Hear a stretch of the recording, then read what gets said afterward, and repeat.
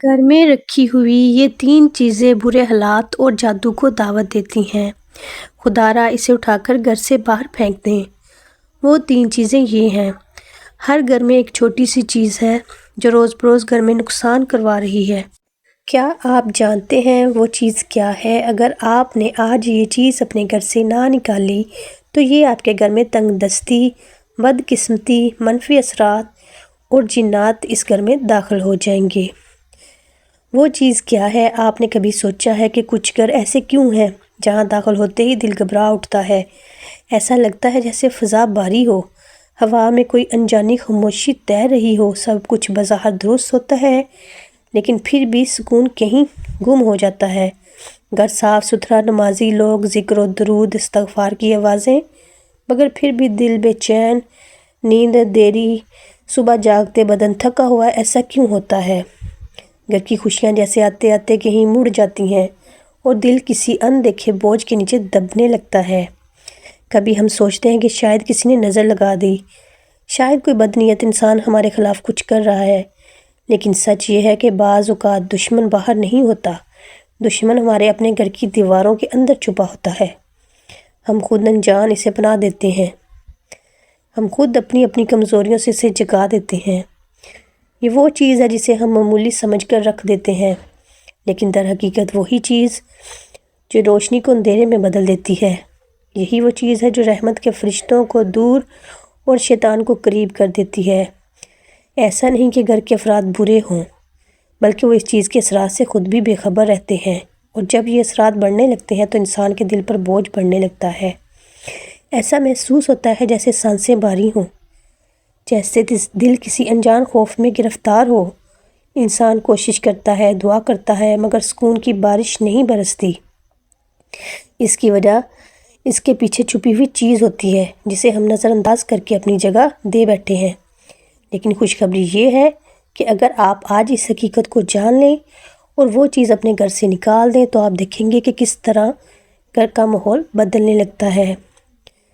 جہاں پہلے بے چینی تھی وہاں سکون اترنے لگے گا، جہاں جھگڑے تھے وہاں الفت کی آواز چلنے لگے گی، جہاں خاموش دیواریں تھی وہاں تسبیح کی آوازیں گونجنے لگیں گی، اور سب سے بڑھ کر آپ محسوس کریں گے کہ اللہ کی رحمت خود چل کر آپ کے دروازے تک آ گئی ہے۔ تو ناظرین، آج کی اس ویڈیو میں ہم آپ کو وہ راز بتائیں گے جو شاید آپ کی زندگی بدل دے۔ ایسا راز جو اگر آپ نے آج سمجھ لیا اور عمل کر لیا تو آپ کا گھر بے سکونی سے برکت کی طرف سفر شروع کر دے گا۔ وہ چیز جو منفی اثرات کو دعوت دیتی ہے۔ اب وقت آ گیا ہے اسے پہچان کر اپنے گھر سے ہمیشہ کے لیے نکال دیا جائے۔ محترم ناظرین، آج کی یہ ویڈیو میرے ہر بھائی اور بہن کے لیے بہت ہی اہم ہے۔ اس ویڈیو کا ایک ایک لفظ اتنا قیمتی ہے کہ اگر آپ جان جائیں تو آپ کو ضرور اس پر عمل کرنا شروع کر دیں گے، کیونکہ جانے انجانے میں بہت سی ایسی غلطیاں ہم سے ہو جاتی ہیں جن کا ہمیں پتہ نہیں ہوتا، اور ان کی وجہ سے گھر میں تنگ دستی، غربت و بے برکتی پیدا ہو جاتی ہے۔ اگر ان چھوٹی چھوٹی غلطیوں کو ہم ٹھیک کر لیں گے تو گھر سے ساری کی ساری بے برکتی چلی جائے گی، رزق کی کمی ختم ہو جائے گی، انشاءاللہ اللہ کے فضل کے ساتھ، اور آپ کے گھر میں برکت ہی برکت کے انبار لگ جائیں گے۔ محترم ناظرین، اللہ تعالیٰ نے انسان کو اس دار فانی میں بھیج کر زندگی کے طور طریقے سکھا دیے ہیں تاکہ وہ اپنی زندگی کو، اپنی ضرورت زندگی کو انتہائی احسن انداز میں پورا کرے۔ انسانی زندگی کے معاملات، صحت، کامیابی، کاروبار اور دیگر میدانوں میں مدد کے لیے اللہ نے اپنے محبوب بندوں میں سے چند بندوں کا انتخاب کیا جنہیں ہم انبیاء کہتے ہیں۔ ان کے بتائے ہوئے ہر طور طریقے میں نہ صرف برکت ہے بلکہ زندگی کی فلاح اور کامیابی پوشیدہ ہے۔ انسان کسی بھی میدان میں کامیابی حاصل کرنا چاہتا ہے تو اسے سیرت الانبیاء صلی اللہ علیہ وآلہ وسلم پر عمل پیرا ہونا ہوگا۔ اسلامی تعلیمات میں زندگی اور گھر کے سکون کے لیے چند اصول بیان کیے گئے ہیں۔ گویا کوئی انسان ان پر اگر عمل پیرا ہوتا ہے تو وہ اپنے گھر میں سکون پائے گا۔ انسان گھر میں داخل ہو، گھر میں کسی بھی کام کو سر انجام دے تو فوراً بسم اللہ پڑھے۔ اس کام کو کرنے سے قبل اور ہمہ وقت ذکر الہی میں مشغول رہے۔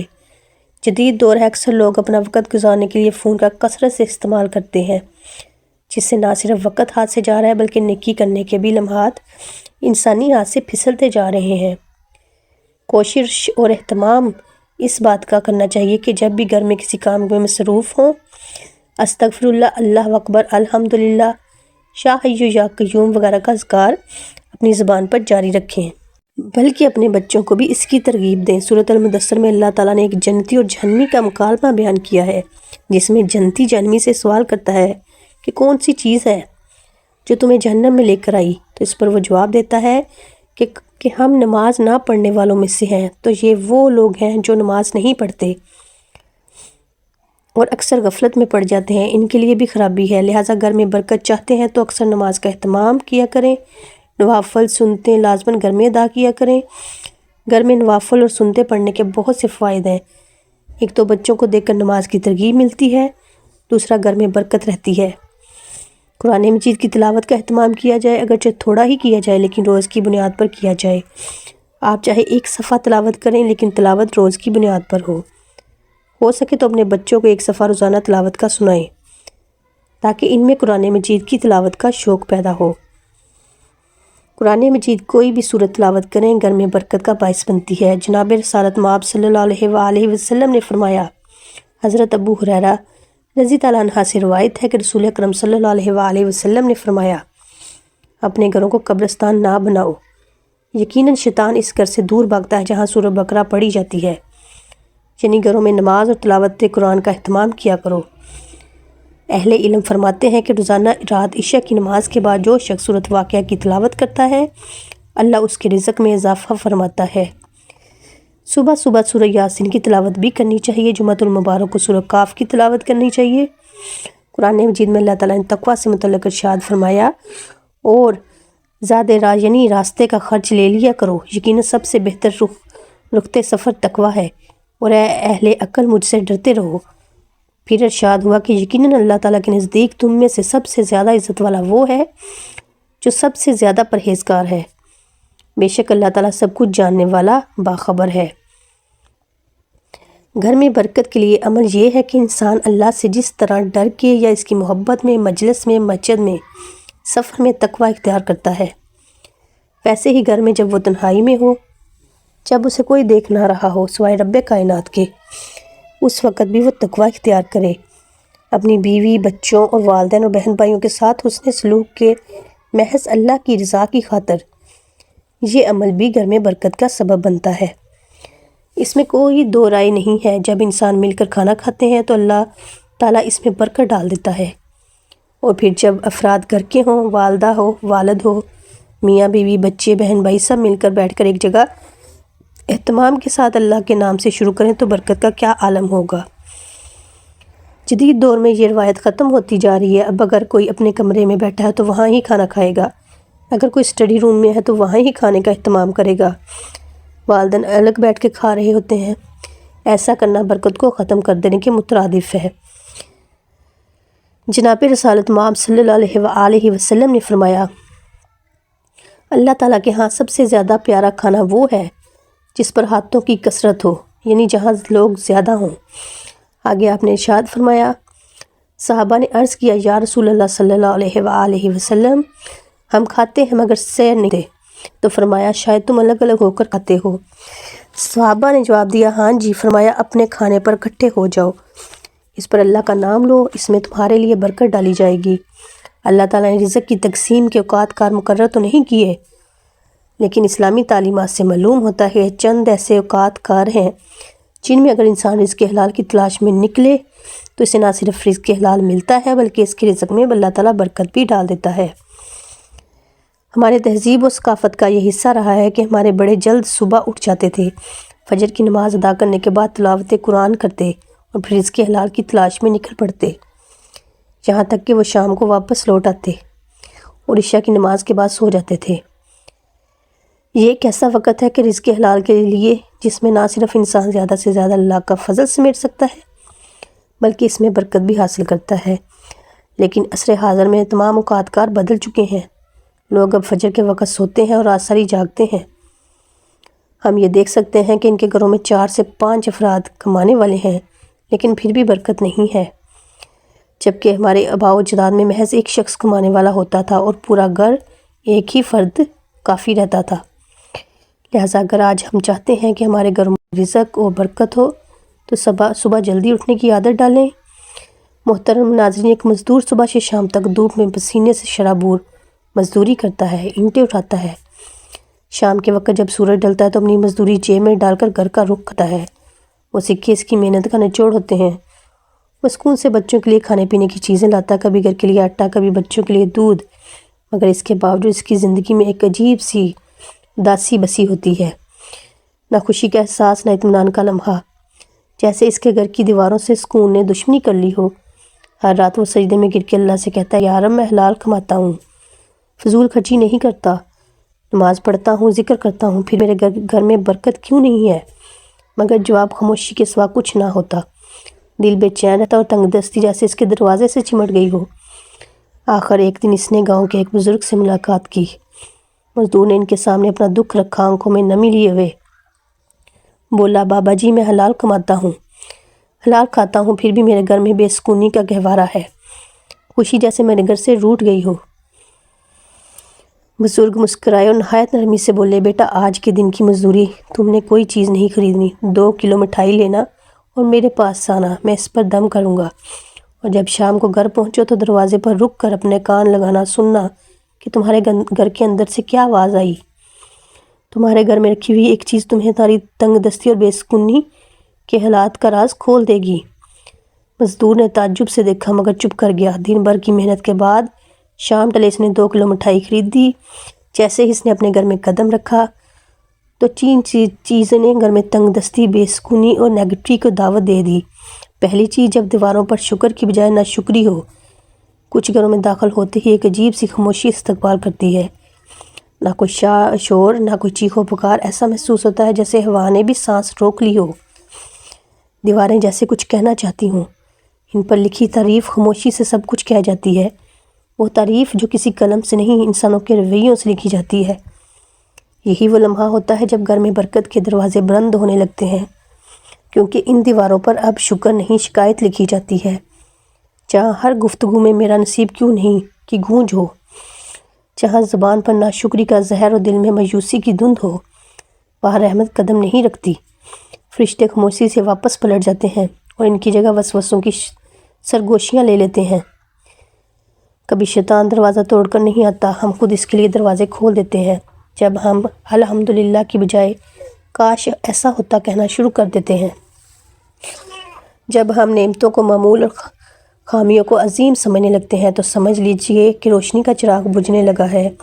وہی جو گھر کو امن دیتی تھی، رزق کو برکت دیتی تھی، وہ دل کو نرم رکھتی تھی۔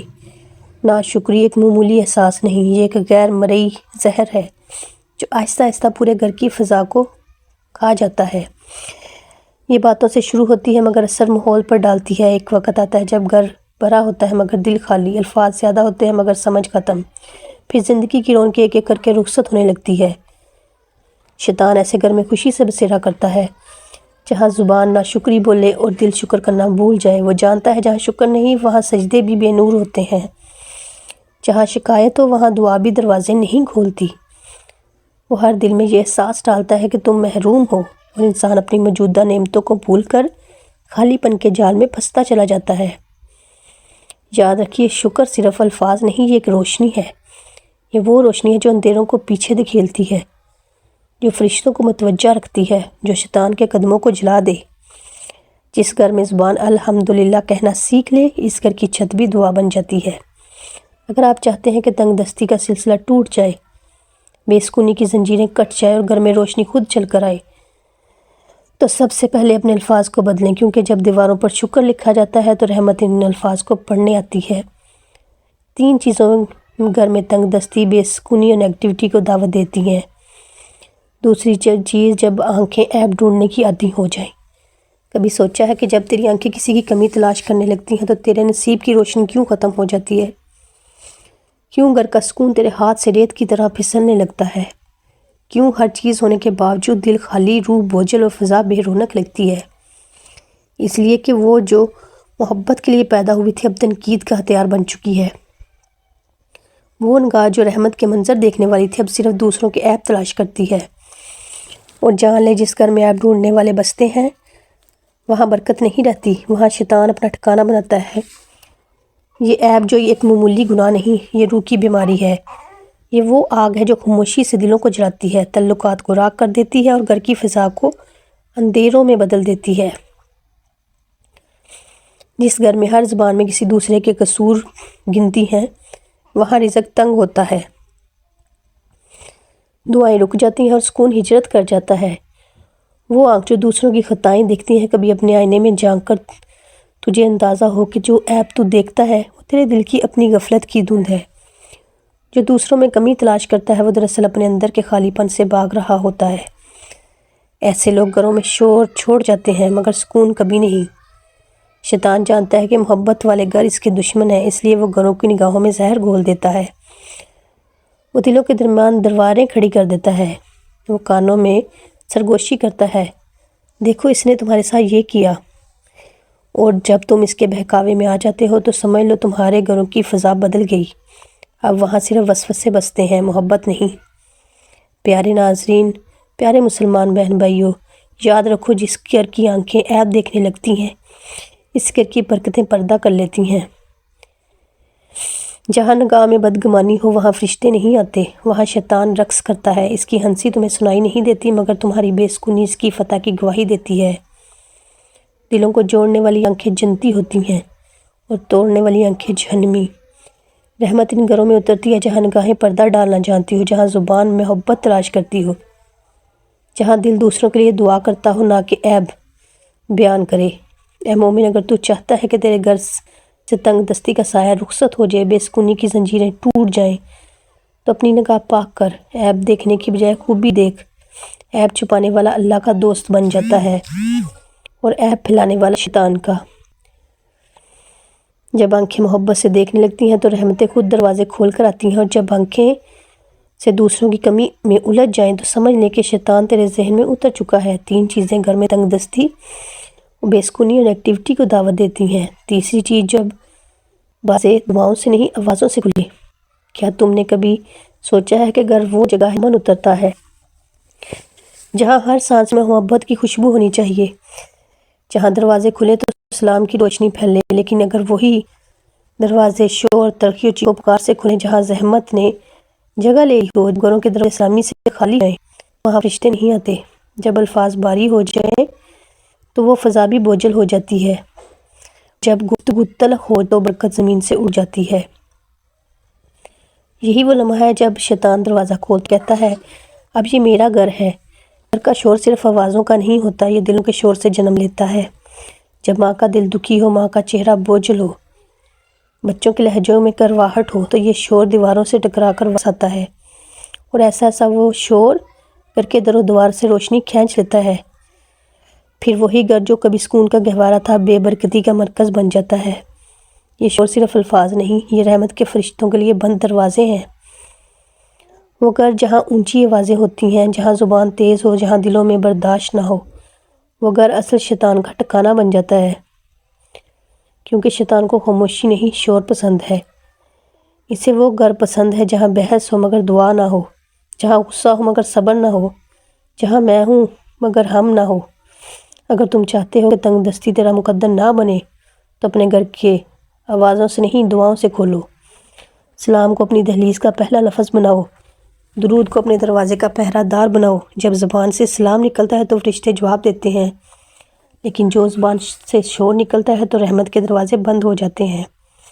ہر گھر میں خوشحالی، رزق، برکت اور محبت اس وقت اترتی ہے جب اس کا گھر کا پہلا کلمہ سلام ہوتا ہے۔ ناظرین، اللہ تعالیٰ سے دعا ہے کہ اللہ تعالیٰ نیکی کی بات کو سننے، سمجھنے اور اس پر عمل کرنے کی توفیق عطا فرمائے۔ میرا سنانا اور سننا اپنی پاک بارگاہ الہی میں قبول و منظور فرمائے اور ہمارا خاتمہ ایمان پر فرمائے، آمین یا رب العالمین۔ ناظرین، ویڈیو اچھی لگے تو ویڈیو کو لائک کریں، دوستوں میں شیئر کریں، چینل کو سبسکرائب کریں اور کمنٹ باکس میں اللہ تعالیٰ کے 99 ناموں میں سے کوئی ایک نام ضرور لکھیں۔ اگلی ویڈیو تک کے لیے اجازت دیجیے، اللہ حافظ۔